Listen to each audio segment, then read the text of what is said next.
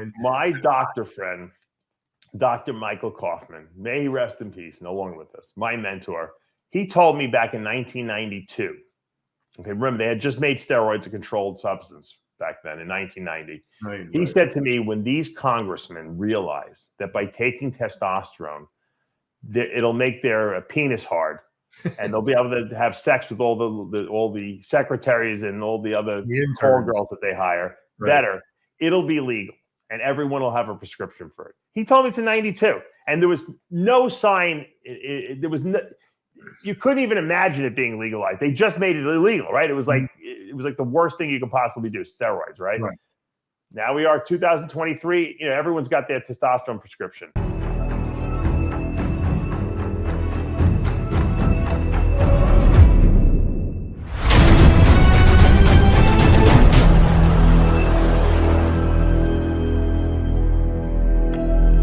Hi, I'm Michelle. And I'm Bill. We are the Rants Bling team, selling beaded and stainless steel chain jewelry, highlighting and fitness and women's competition pieces. I can even custom just for you. Check us out at BrentsBling.com. How you doing, everybody? This is Jimmy the Bull at MuscleMaster.com. I'm here today to share with you my personal power straps, how to help you become the best power bodybuilder I can possibly be. Training through injuries, gaining strength, and now I'm going to share with you how you can get the extra mile in the gym, pushing and pulling and getting through the exercise. These are the best power straps you'll ever use. Go to MuscleMaster.com to get the full demonstration.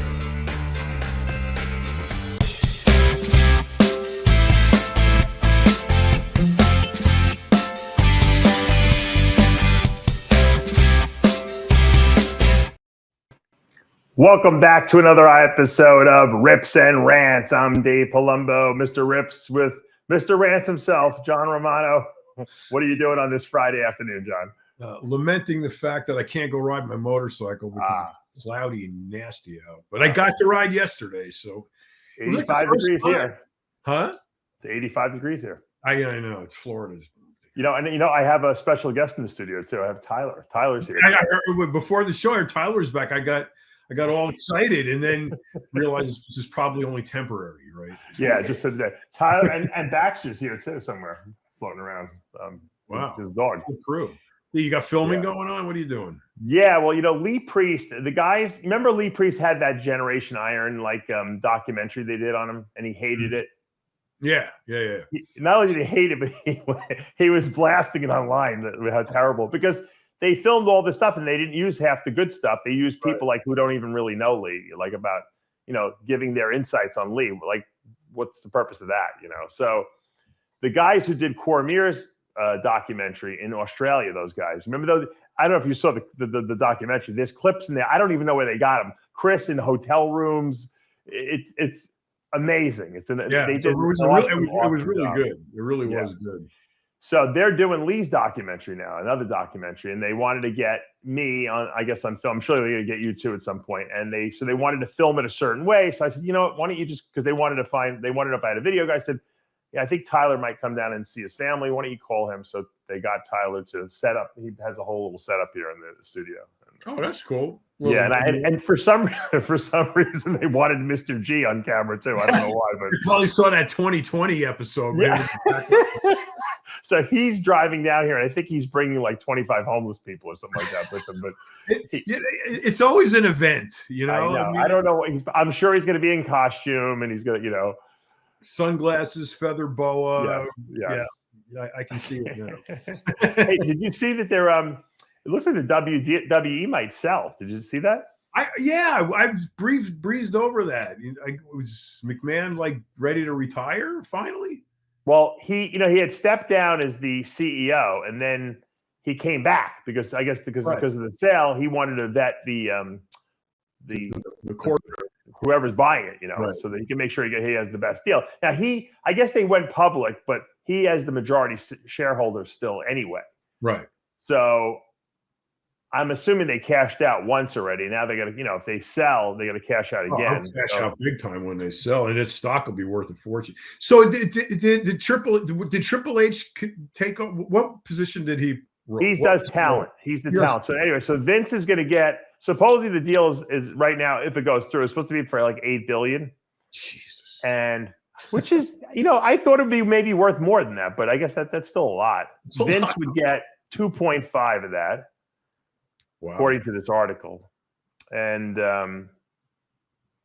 I think Linda McMahon, his wife, is going to get 50 million. So she's got a separate stake in it. I don't know how that worked out. And I know Stephanie, I think, is supposed to get, from what I read, like 130 million or something like that. I think Triple H has got a small piece too, like 8 million. I mean, not that it matters, they're married, so it's the same thing. But Right. And then there's a couple of other people that are getting paid off, like big stockholders. I don't know. It's a pretty big deal. I mean, if I was involved in that company and I had a stake, I would want Vince representing us, wouldn't you? Oh, hell yeah, it's his baby. What is he? He's well into his 80s now, isn't he, Vince? He's got to be Mannion's age, right? Aren't they around the same age? I thought Vince might have been older. I don't know, but he's over 80, isn't he? I don't think he's that old, to be honest. This is where like Tyler is invaluable in the back end with the computer. Yeah. You look this shit up, Well, I'm looking it up right now. So Wikipedia, I'll tell you. Yeah. How old is Vince McMahon? 77. Yeah, but wow. 1945. I thought he was. That's not because he looks it. I just thought because he's just been around forever. He looks like he's in his 50s still. He's unbelievable. He looks amazing. He looks absolutely amazing. He throws down every day. People tell me, yeah. Where is he, in Connecticut or New York right now? Connecticut. Connecticut.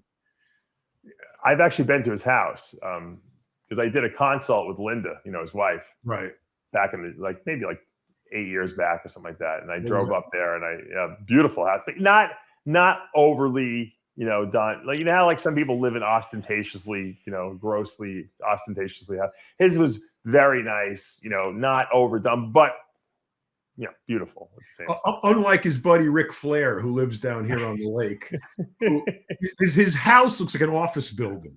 It's like really? So out of place. Everything's like Mediterranean and kind of cultured, old kind of money look. And he's got this white and black glass, edifice that's like 4 stories on the lake. Is he worth that much money, Ric Flair? And he's got the biggest boat on the lake. He's got the most giant speedboat with like 2 big motors in. It's red, metal flake glistens in the sun. Yeah.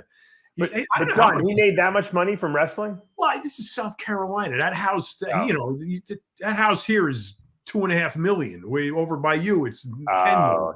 Okay, I got you. Yeah.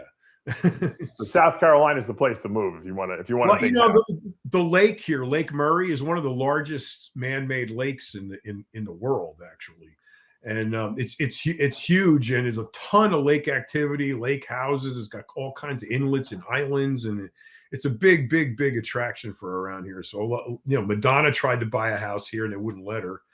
Oh, really? Why not? Yeah, the association wouldn't let her in. Oh, really? That's so funny. Yeah. I actually found Ric Flair's house. How funny is that? The white glass, the white and black glass one? You tell me, is this his house? No.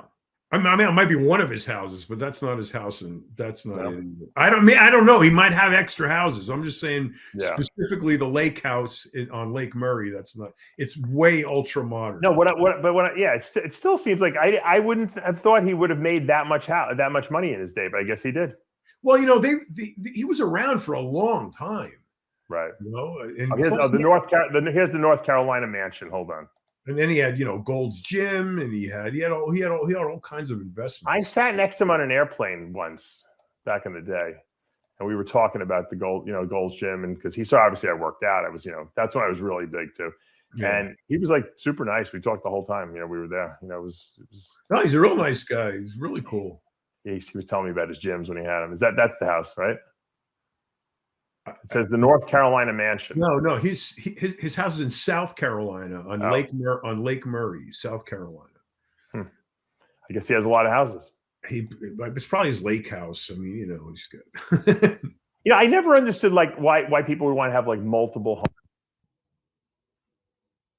You want me to keep talking?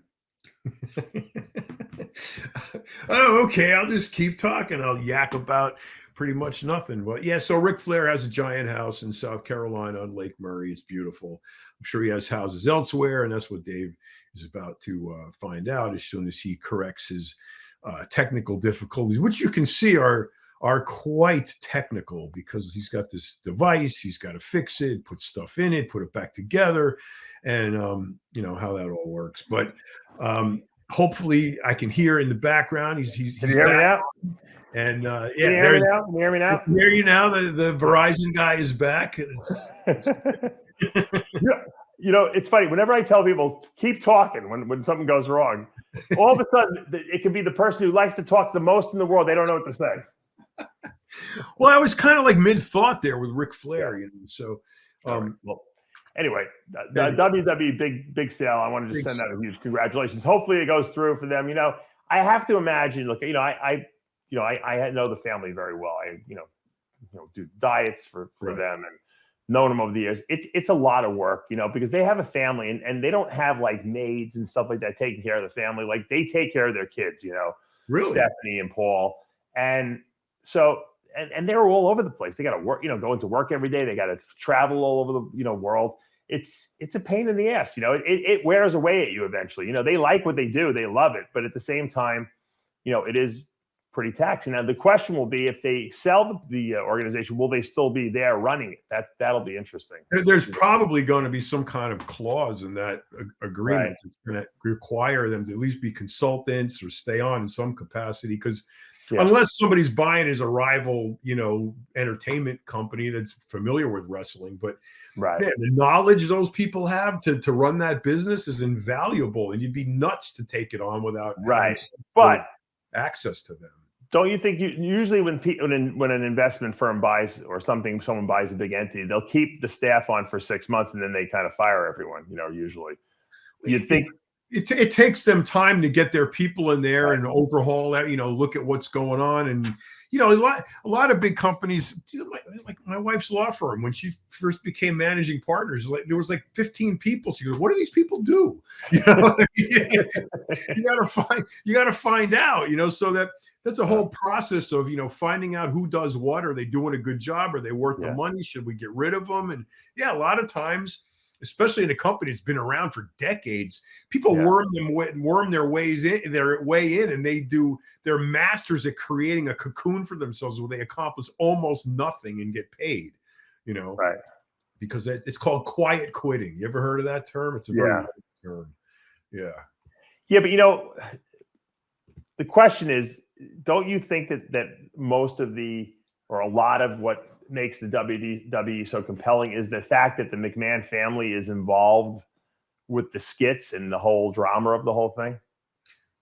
The entirety of the WWE is an extension of the McMahons. I mean, it just is. I was actually shocked that it went public. I thought he was going to keep all of that for himself. Right. But the association, because Vince was there, he was an announcer in the beginning. You remember? Well, yeah, but he did it. But he was he was an owner and operator, so to speak. But you can't when the letters WWE or wrestling or McMahon. That's the first thing you associate. Yeah. That's why I think they have to stay there. You know who should have bought WWE? They should have done a merger. Jack Owak and Vince. How would they have gotten along, John? Jack and who? And Vince McMahon. Oh, Jack and Vince. Oh no, that would Jack. Who? You know what? You never know. They might have hit it off. Who knows? If Jack should sell Bang and buy the WWE with the money he got from selling Bang, because he would be great in the ring. You know what I mean? He loved all that drama stuff. Phenomenal. Yeah, he was very, very, very charismatic. He would launch his own WWE drink. Probably make double the money he made from Bang. I bet you. But you know, now that you mention it, he was a lot like McMahon. I very much like it in a lot of ways. You know, very hands-on, very face of the company. You know, which I think is important. I think anytime you have, you know, when you're the face of a company like you and Species. I mean, it's Species is you. That's when you. They're interchangeable. So I think the same with, if you sold Species, whoever bought it would probably more than likely want to keep you on as a consultant Right. for at least a couple of years, you know, Right, until they got the operation under control, figured out what was going on, learned how to do it, picked your brain for all it was worth, and then let you ride off into the sunset. I mean, if that isn't like a Vince McMahon look right there, right? Jack and Vince are interchangeable. I think they would go good together, like you said. Yeah. I think you know, I think they would be good. Oh, like they would be like battling each other, like in the ring and stuff like that. They'd probably have like matches, right? Two extreme ultra alpha personalities, you know. No, but it would be part of the script, John. Like they'd be like body slamming each other in the ring and stuff. I mean, it would only end in a lawsuit, but I'm surprised Vince never reached out to Jack and had to make him an energy drink for the WWE. That would have been a great partnership there. Oh man, yeah, it would have been a tremendous partnership. I think anything with those two together would have been tremendous, really, honestly, because those personalities are so strong. Yeah, yeah. I would have loved it. That would have been great. Been amusing anyway too. Jack's probably listening. He's probably like, yeah, maybe I'll make an offer. You see, the only difference between Jack and Vince is that Vince is going to sell the WWE and cash out, whereas Jack refuses to sell. Bang. He doesn't care what they throw at him. He doesn't want to sell it. I think Jack's too young still, you know. Maybe that's what it is. Yeah, Jack has a lot of fire in his belly. I mean, a lot. And it's brewing all the time, you know. It drives them, and I think you know, at some point, 80 years old, 77, whatever, Vince, you get tired, man. Right, you know, the weights get heavier until you get tired, you know, and you want to move on. I'm sure a beautiful island in the Caribbean somewhere, it sounds really good to him right now. You know? I don't know. I think Vince is going to be bored, to be honest with you, if he quits. You know, maybe once he sells WWE, he'll start a bodybuilding organization. Maybe he might, but I think you know you gotta at some point. He'll buy the Olympia, John. Yeah. Although I don't know, I don't think Jake would ever sell it. I think Jake likes it. To be honest with you, I think that they were in talks to buy the Olympia at one point. What he should do if he wants to do anything is he should partner up with The Rock and make that show. Right. That was talked about, a reality, do something, big. But honestly, I think they look at it from a business standpoint and compared to what they're used to, there's just not enough money in bodybuilding. Sure. They tried it before, they saw what happened, and I don't think that taste is worn out of their mouth. And I just believe at that age, with the amount of success that he's had, and his wife Linda, Linda too has been monstrously successful. Yeah. It might just be done. Let's take a rest, take a break, enjoy the grandchildren, go to buy the whole freaking island, make a resort, a private resort. I don't think Vince could rest. Because you know what? I see his person. I see a lot of myself in him, and I just think that he'll, I think just that when he stepped down as CEO, I think it was probably driving him crazy, He might be one of those types that just has to be always going. I think he likes to work as long as he likes doing what he's doing. And of course he loved the wrestling. So, I mean, it's fun going to work. We should ask Triple H to get him on the show. Let's talk. Yeah, maybe if the deal goes through and he's done and he doesn't have to worry about public image anymore, maybe he'll finally come on our show. He can stoop down to our level, and we can have a really good interview. No, it's true. Because when you have a publicly traded company, you have to be very careful what you say. Unless you're Elon Musk and can smoke weed on Joe Rogan's show, 17% hit in 5 minutes. He just doesn't care, John. I just, No, you know what happened with that? And it was really funny, but what? He was interviewed about it subsequently, and he said, yeah, it probably wasn't the best idea. And it wasn't only because he was subject to drug testing. He's got these, contracts with the government, with the satellites, as SpaceX shoots off. All of the SpaceX employees now have to get drug tested. And really? He apologized. He's like, sorry, guys. But that's really? Is that what happened? Yeah, they led to that SpaceX has to be under this close drug screening scrutiny. Well, I mean, the astronauts. What do they care about if Elon Musk smokes weed for? No, there are no astronauts. Those rockets are unmanned. They just carry multi-million-dollar satellites into space. Right. I thought they also do joy rides for people too, or something like that. No, he just launched his car into space, is what he did. Oh, I'm thinking of this. I'm thinking of something else. I'm thinking about the guy from Jeff Bezos has got this. The other one. Remember? Oh, William yeah. Shatner went up into Yeah, space. that was what what's his name? The Virgin. SpaceX. Virgin. No, that's something else. Yeah, it was Virgin Airline. What's the guy who owns Virgin? I don't think it's Blue Falcon. It's called something Blue something or something like that. Like that guy, that blonde, that white-haired dude who owns Virgin. Oh no, Richard Branson's got Richard a different Branson. one. He's got Virgin or something like that. But it's called Blue Origin is Jeff Bezos' one. I thought Branson owned it and Bezos spent it. No, Branson's got a different one. His is called what is his called? Virgin something or another. Look up Branson's. But didn't he get a ride on it first, and that like opened his eyes on it? Maybe I should buy one of these too, kind of thing. I think he just started his own. Is what he did. Yeah, because you're so freaking rich that you can buy rockets. Yeah. Virgin Galactic. Yes. Virgin Galactic. That's Richard Branson's. So Musk said that the feds tested me for drugs after I smoked weed with Rogan. Why would the feds test him? What? All they had to do was watch Rogan. I know. You have to test him for that. I mean, Elon Musk's marijuana-fueled interview session with podcaster Joe Rogan in 2018 prompted the federal government to test him and his space exploration company for drugs for a whole year. Oh, just a year? They can go back to smoking weed after that? Oh, my God. Oh, God. He needed to prove to the government that he wasn't an addict after taking one puff during his interview with Rogan 4 years ago. I did get a lot of backlash because it's still federally illegal. The world's richest human told the Full Send. The 18 interview took place on Rogan's studio based in Los Angeles. California has legalized recreational cannabis consumption in 18, so they weren't doing anything wrong. SpaceX has federal government contracts, so competitors were like, why aren't you doing anything? Look at him brazenly smoking weed on Rogan, Musk said. That's what they said about him. They drug tested me for everything. You know, it's mind-boggling in this context to understand how much of an impact the movie Reefer Madness had on people, because it's still ingrained in them that pot bad, but lead to other drugs, gateway. They're going to do heroin now, you know? Yeah. I mean, I think everybody should, who is interested at all in smoking marijuana should watch that movie Reefer Madness and look at what the country was subject to at the behest of the government. The government funded and had that movie made. This was a government propaganda. Oh, was it really? Film. Yes. I didn't know that. It was a government propaganda film against marijuana. And it really had further reaching implications than that.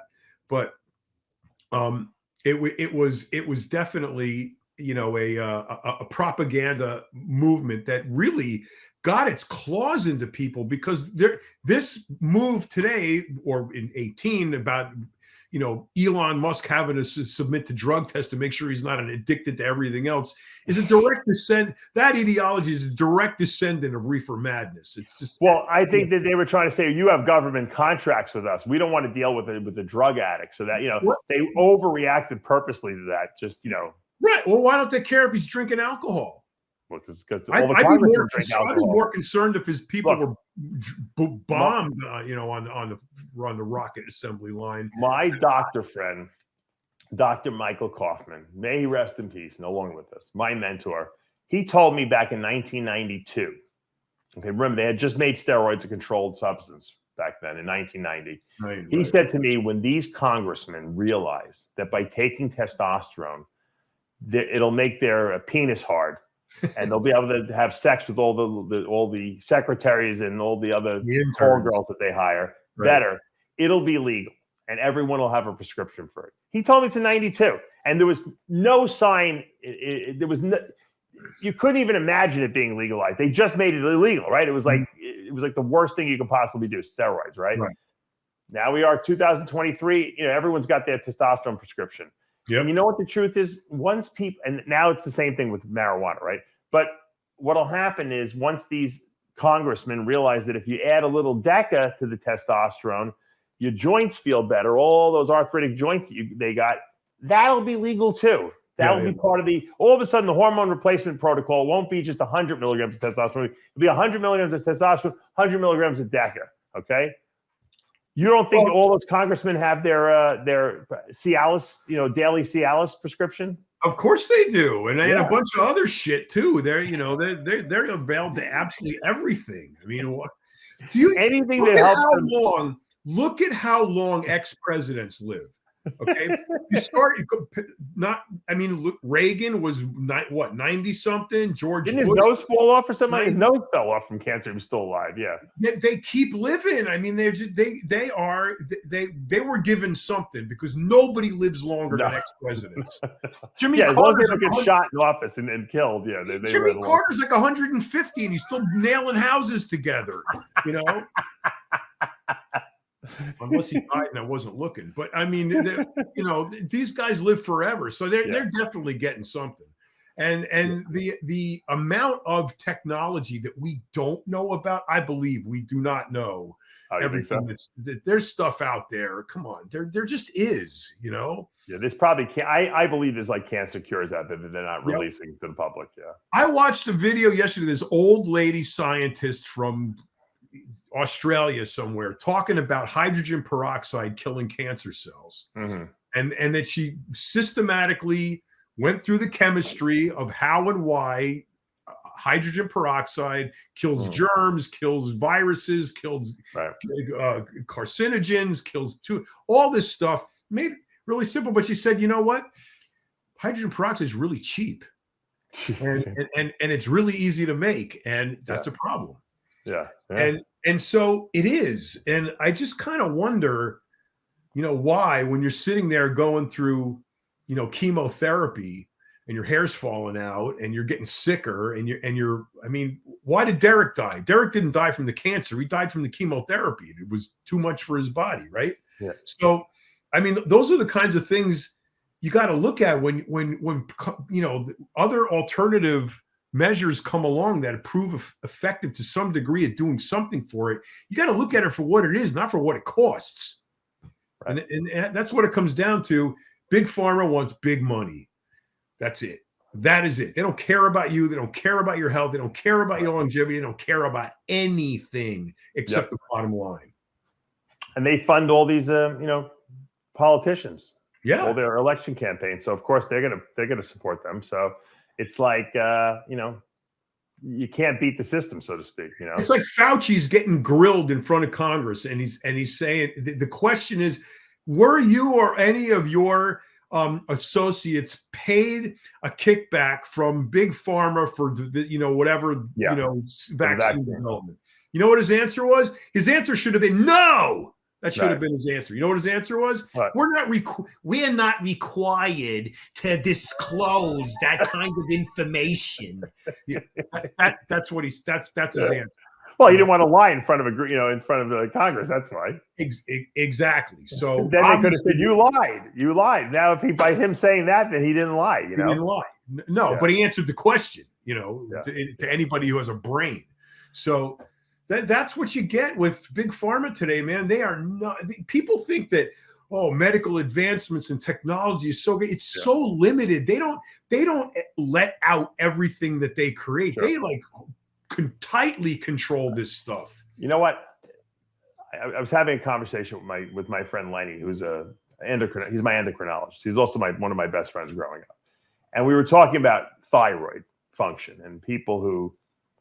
All these women come into his office and they're always like, I have my thyroid is slow. I need thyroid. And he does the blood work and the thyroid's normal, but they're overweight. He's like, look, and Lenny is by the book. He's a statistician. That's his biostatistician. He's a genius with math. So he's the numbers guy. He's like, look, the reason why you're overweight is because you're eating too much. He goes, I'm not a dietitian. I'm not giving you I'm just telling you. He goes, and they're like, no, it's not. I have a very slow metabolism. He's like, let me explain something. He goes, first of all, I'm Jewish. He said, okay, so I'm saying this to you as a Jewish man, okay, who's horrified by what happened, in Nazi Germany and the Holocaust. But there wasn't one fat person in all of the concentration camps in all throughout Europe, Eastern Europe, not one. He said, he goes, if you don't eat, you lose weight. He said, he goes, so if there was a couple like Frank and Mary were still fat because they had a slow metabolism, and even though they were starved by the Germans, they still managed to be too overweight. He goes, then I might say you're right. But there was no one. Everyone was emaciated, he said, and on the verge of like dying because of malnutrition. He said, so it's not a thyroid problem for 99% of the people who come into his office. It's just an overeating problem. So I go through this with diet clients. You do too. Diet clients all the time. I can't lose weight. I can't lose. I have universally discovered, absolutely empirically and concretely, that everybody eats too much. Yeah, everybody, way too much. And what you can get away with not eating is absolutely incredible if you actually test the system. Yeah. Well, Ed Connors had the most research of any. And he's not a researcher, but he was the former owner of Gold's Gym franchise. Right. But Ed Connors probably should have published the research he had, because he had so many bodybuilders stay at his house, and he could tell you the toilet paper use of each bodybuilder probably, and he could probably statistically graph it. And the higher the food intake by the bodybuilder, the more toilet paper he said they would use. And so that just means that they were pooping out most of what they were eating, because Billy Smith calculated the toilet paper usage into his contest prep. He really did. He told me how many rolls of toilet paper. Really, he did. So, was that part of the formula for? Well, it was along with the pounds of meat and the potatoes and the carbs and everything together. Ed can tell you who used the most toilet paper in his house. And but I've tried since I've gotten interested in intermittent fasting. I've really put this to the test, personally. Yeah. And I was drastically overeating my entire life compared to what I can get away with eating now. And but when you're trying to put muscle on, you have to eat more food. But to survive and to be healthy and to lose weight, people eat too much food. I agree. They just people think they got to eat 8 times a day while they're dieting. You can eat twice a day while you're dieting, and as long as you're taking drugs. Right. And exercising and making your body believe it needs the muscle, you're going to get shredded. Let's assume you need to eat 5 times a day to maintain muscle mass. Okay. That doesn't mean you need 3 branched chain amino acid drinks during the day on top of that, because while you're burning fat, if you start guzzling these amino acids, your body's going to use that as fuel. So people definitely overconsume. Absolutely 100%. I agree. Actually, the work that the other way, like I do. I drink those aminos all day long and eat very little.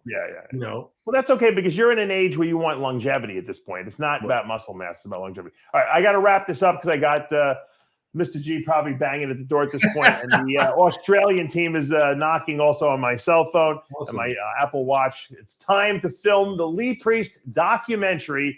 Guys, we will let you know when that's going to come out. If you like this show and you have some suggestions for future topics, put them in the comments below. For now, I'm Dave Palumbo with John Romano. I hope you guys have a great weekend. We'll see you next week.